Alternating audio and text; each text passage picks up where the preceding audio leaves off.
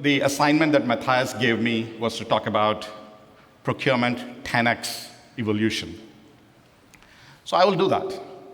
But before that, I thought it would be very appropriate for me to share with you what I'm going to talk about and what I'm not going to talk about. The two things that I'm not going to talk about would be, one, how great Johnson & Johnson procurement is. Johnson & Johnson procurement is great, but all of you are as well. So there are other sessions where we can exchange notes. The second topic that I will not talk about is AI, generative AI, or any of those LLM models, etc., because, not because it's not important, but because it is important. There are many other sessions that will cover it in great detail.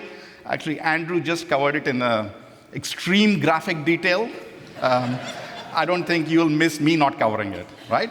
So, but I will talk about procurement evolution. I'm a very passionate procurement practitioner. I've been in the function for almost 25 years. And more importantly, I have learned procurement from the masters, some of who are actually in this room, and you'll hear from them later on this session, on this stage or elsewhere. So I am very passionate about procurement, and therefore, that is the place where I would want to focus on. Procurement evolution is important, but what is also important is some of the questions that accompany an evolution story. First is why? Why does it matter? Why should procurement evolve? And why should it be 10x or any other number? So the why is important. The second is how. How will procurement evolve? And the third is who. Who benefits from this evolution? As we explore those three questions, I'm hoping that some broad themes will emerge, which you will use as part of your own 10x story. Okay? So let's get started with the evolution of procurement. And the best way to think of evolution is to look back. I've been, as I said, in this industry, in this function for almost 25 years. So let's trace the progress of the function over the last, call it 30 years. If you go back to the early 90s, mid-90s, the one word that comes to mind when you think of procurement or even international commerce, the one word is friction. Significant duties across various countries, various protective quotas across countries, and also non-tariff barriers, like every country was regulated and the regulations were very non-standard. So as a result of which, for a buyer in those days, the big thing in life used to be, where is this material originating from? Where is it eventually going to get consumed? And therefore, what hoops do we need to jump through to make that transaction happen? And more importantly, or most importantly, at what cost? That eased over time. But then if you look at the last few years, because of geopolitical flare-ups, because of wars, you see sanctions coming back. You also see legislation coming up across the world, which is protective in nature. So it almost feels like we're inching back towards the mid-90s. Maybe so. We'll come back to that in a second. On this theme of reflecting, the second topic that I wanted to cover was, what was the watch list of buyers? So as a buyer, what was on my watch list in the mid-90s? Which category, which commodity consumed our life? Obviously, it was crude oil, right? It was the most traded commodity then. It's still the most traded commodity. It was important because it impacted our lives directly. So if you were a buyer buying transportation or ocean freight, it impacted you very directly. But it doesn't matter. Even if we knew that any material that is bought anywhere in the world had some component of oil in it, and therefore was very important. That has not changed much. But what has also changed is the new categories that we have come to deal with. If you look at the semiconductor ecosystem, which including the chips and silicon, etc., in terms of the total traded value, it is not that different from crude oil. But it's far more complex and a far more vulnerable supply chain for a buyer to keep track of. Think of data. The cliche is that data is the new oil, and it is true. Just like how I said crude was there in pretty much every material that was bought, data is there in every service that we buy, whether it is advertising, marketing, media, even healthcare services. There is data embedded in it. Data is the new oil in many other ways as well. It tends to leak. And it tends to go into areas where it should not be going. And that's an additional piece of risk, significant risk, from a privacy perspective, from a cybersecurity perspective that buyers today deal with, which were not there in the past. I'm sure in your industries, these are just examples, I'm sure in your industries you've seen this proliferation of the watch list with huge complexity coming in as buyers. And then on this theme of reflecting, just looking back into what is it that we stand for? What is the promise that procurement made to the businesses that we are part of, and how has that evolved over time? In the mid-90s, early 90s, it was primarily about supply assurance. We wanted to make sure that materials are available when they are needed, where they are needed, right quantity, right quality. That was the primary metric that we drove. With international commerce opening up, procurement got its first four-lettered acronym, LCCS, low-cost country sourcing, and as a result of which, cost and cash became a big priority for procurement, in addition to supply assurance. Early 2000s is when most procurement organizations were making their forays into indirect services, and as a result of which, employees started consuming the services that we provided as procurement. And therefore, for the first time, user experience became a metric, became an objective for procurement organizations. And quite frankly, user experience is what defines the perception of procurement today amongst the broader population. And it's an area where we have a fair bit of unfinished agenda. Mid-2000s is also when a few companies went belly up because they did not manage their compliance well, and therefore in the US we had the Sarbanes-Oxley, and in other parts of the world there was similar legislation, and procurement very firmly became a compliance function. Around 2010 is when, rightly so, and probably a little bit delayed, ESG became a priority, not just for procurement, but for the whole world. But procurement really embraced ESG in the most holistic manner. Responsible buying became a priority, and we defined sustainability in the most holistic way. Economic sustainability, environmental sustainability, and social sustainability. So all of that got added. And then in the last 5 years or so post-COVID, life seems to have come full circle with supply assurance, or its close cousin resilience, becoming a top priority for procurement. So the question that you would have is, has anything changed?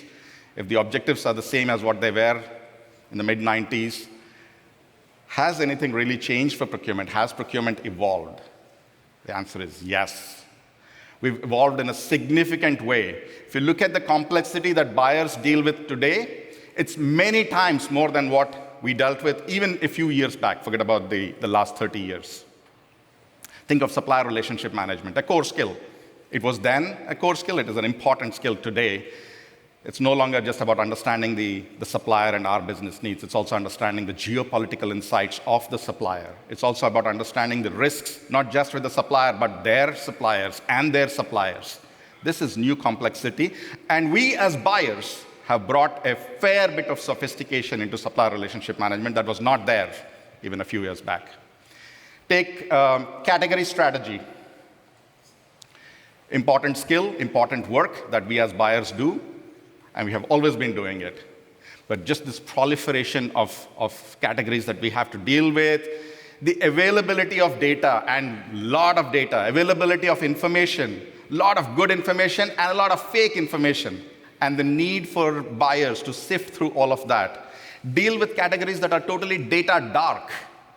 There is no data available, they're not that transparent, and therefore the qualitative insights that buyers bring today, I would say that the category strategy development process, far more complex, but far more sophisticated than what it was even a few years back. And then finally, business engagement or internal customer management, which is again a core activity for any procurement person. Just look at the proliferation of the objectives and what procurement stands for over the last few years. We should be very proud as procurement professionals for the amount of sophistication that we have brought in, even into this space. So before I move on and ask and dwell into those questions that I talked earlier, I think it's an appropriate moment for us to pause and give a round of applause to all the buyers in the room, all the buyers online, and every buyer in the world for the tremendous work. They've moved mountains over the last 5 to 6 years, particularly with all the changes that are going on in the world, with all the supply assurance problems. The work that procurement has done to keep the function going, to keep their organizations going, actually to keep world commerce going, has been tremendous. So please put your hands together for all the buyers in the room, online, and everywhere else.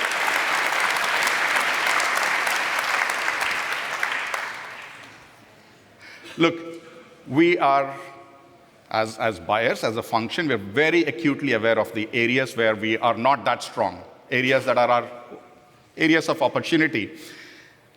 It is very clear that investments in those functions that are consumer-facing or customer-facing, like e-commerce, are always way ahead of other functions, like, let's say, supply chain. And procurement has not been an exception to that. But so procurement in general, most of our processes are very data-rich. We generate a lot of data, but oftentimes we treat that data like exhaust. Whereas actually what we should be doing is capturing that data, converting that into insights, which drives not just our processes, but also provides intelligence to the whole organization. With all the solutions that you see on display here, with the solutions that are now being made available, I am very confident that our evolution as procurement will only get accelerated.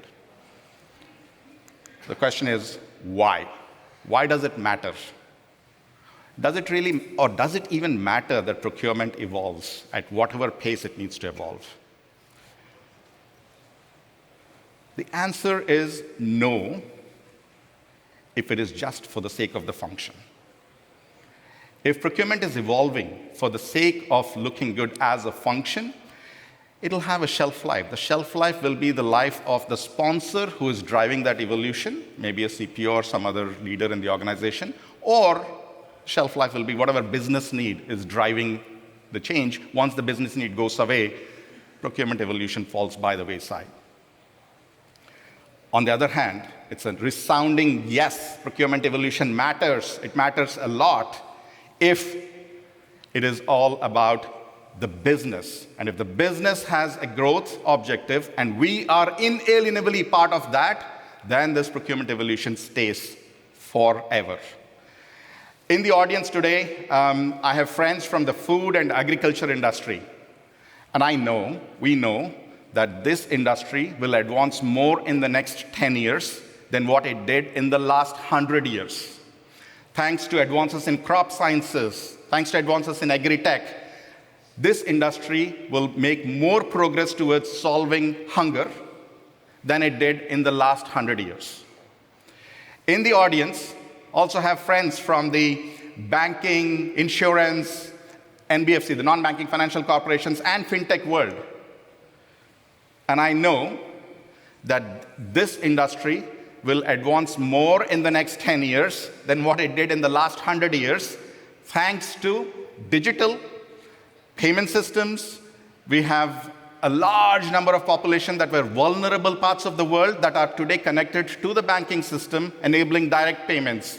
We have large populations in rural areas where banking penetration was not there. Thanks to technology, now they have access to banking.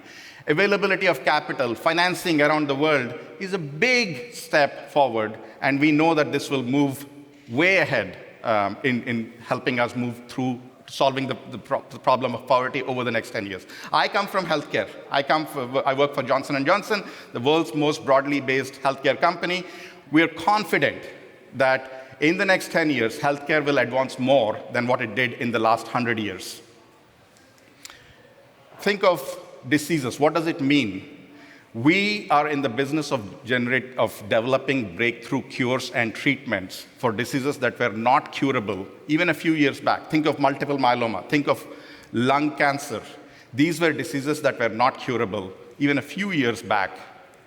Today we have cures and treatments that will only get better with time, with technologies like cell therapies and gene therapies and the whole world of personalized medicine opening up.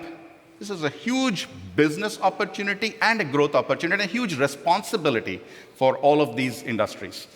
I'm sure all of you are part of organizations which have similar lofty missions. As Procurement Evolution, the moment we connect ourselves to these lofty missions and drive our procurement strategies in a way that we are inalienably, that's the important word, that we are connecting to these big, lofty missions, that's the only time we can make our evolution stick and stay for the long term. The question is how? How will we do that? And what is the role of procurement in all of this? Does procurement really even have a role in this journey? The answer is yes. So we at Johnson & Johnson, as an example, I'm sure it's the same with all of you, we work with 28,000 suppliers around the world. What do these suppliers do? Some of these suppliers bring those the molecules that we need to develop the next big cure for one of those deadly diseases that I described. Call it product innovation. Some other suppliers will bring in the process that is needed to take that medicine to market faster than we could have ever done in the past. Process innovation. A third set of suppliers will bring in cost innovation that will help us make these medicines accessible to more patients in more parts of the world than we could have ever done. And then there are some suppliers who will bring in business model innovation. They will help us leapfrog and get to the point of curing those deadly diseases faster than we could have ever done. That is the role of the supply base, and that is the role of procurement. And as we hitch our wagons to that 10x goal, we become not just a part of the story, but we are not replaceable, and that's what will make the procurement evolution a long-term strategy. I talked about the what, the why, and then the how. But there's an important question around who, which is also critical for procurement, and it's an area where procurement has a very important role to play. There is a definition of stakeholders. The stakeholders for procurement, these are not stakeholders that we define for procurement. These are not stakeholders that we define for a particular company. These are stakeholders we define for the whole set of organizations in a country or in a region. And in the US, there is the Business Roundtable, which is a combination of leaders from across the world. In 1997, thinking of reflecting back and how definitions have evolved for procurement, in 1997, this group got together and defined the stakeholder primarily as the investor. The investor, the shareholder who expects a return from their investment in any organization. So primacy of the shareholder was the key theme in those days. That has changed significantly and profoundly over the last 5 years back. There was a revision, and the way the Business Roundtable defined the stakeholders were 5 key stakeholders. Customers, which in the case of the healthcare industry would be called the patients, employees, suppliers, communities defined very broadly. It's a physical community, it's the physical environment, it is the societies, and it is the governments who we need to work with. That's the communities. And then, of course, the shareholders who should expect a fair return for their investment. So not only did the Business Roundtable define these stakeholders, they also said that the mindset that is needed is that of an and. So it's an and mindset, it's a no trade-off mindset where one stakeholder is not traded off for another stakeholder. For example, you're not trading off the environment for the shareholder, right? So that no trade-off mindset is what the Business Roundtable said is critical for progress and to make sure those 10x gains that I talked about are equitably distributed across the society. Who in your organizations has a perspective on all of those stakeholders as well as procurement does. Very few functions, very few functions. Procurement is one of those rare functions which works with patients or customers, as I just described. We have a profound impact on employees because of the work that we do on user experience. We have, of course, we work with suppliers. We have a profound impact on shareholders because of the work that we do on cost, cash, and compliance. And we work very closely with the communities with our responsible buying strategies, whether it is with environment, whether it is with diversity spending. So we are one of those rare functions which has a complete understanding of all the stakeholders. And therefore, the responsibility of each one of us as buyers, each one of you, would be to make sure that we bring that no trade-off mindset to the discussions that will make the 10x gains that I talked about earlier more broad-based. There's another important role that procurement needs to play, and that will make us even more critical to this 10x journey. And that is making sure that the values and the standards that we have within our organizations, within our four walls, is taken across to our suppliers. So for example, again, in the case of Johnson & Johnson, you would take it to the 38,000 suppliers, who would then take it to their suppliers, and that is the way we make sure that the gains that we're talking about are not concentrated in any part of the world, but they go across all stakeholders and across the whole globe, making the procurement evolution, A, more broad-based, B, it makes us an inalienable, a very important part of the journey for the 10x growth. So if I were to come back to procurement evolution, that is good. If you're doing it for the function, it's needed, because that's what we need to do as a function.